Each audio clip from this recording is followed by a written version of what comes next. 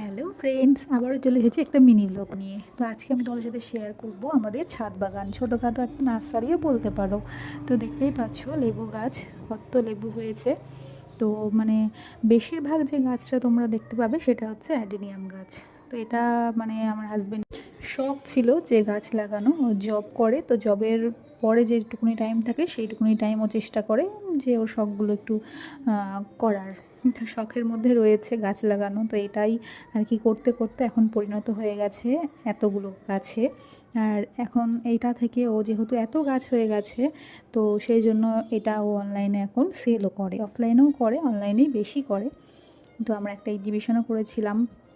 তো প্রচুর মানুষ আর কি, সত্যি গাছ এখনও গাছপ্রেমীও আছে, আর এই অ্যাডেনিয়াম গাছকে বোঝার মানুষও আছে। তো মানে যেহেতু অনলাইনেই বেশি হয়, অফলাইনে খুব একটা হয় না, তো আমরা ভেবেছিলাম কেমন কি রেসপন্স পাবো। তো মোটামুটি ভালোই পেয়েছিলাম। তো দেখতেই পাচ্ছ প্রচুর ভ্যারাইটি কিন্তু আমাদের কাছে তোমরা পেয়ে যাবে। তো যারা নিতে চাও অবশ্যই আমাকে কমেন্ট করে জানিও। তো যেরকম প্রচুর ভ্যারাইটি পাবে সেরকম কিন্তু প্রচুর কালারও পেয়ে যাবে।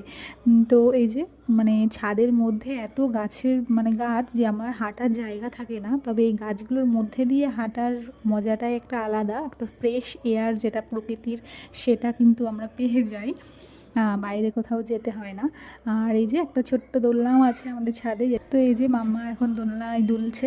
তো আমি উঠেছিলাম একটু ছাদে হাঁটবো বলে, আর ওই যে দোলনায় দুলবে বলে। তো ভিডিওটা কেমন লাগলো, ভালো লাগলে লাইক করো আর কমেন্ট করে জানিও। টাটা।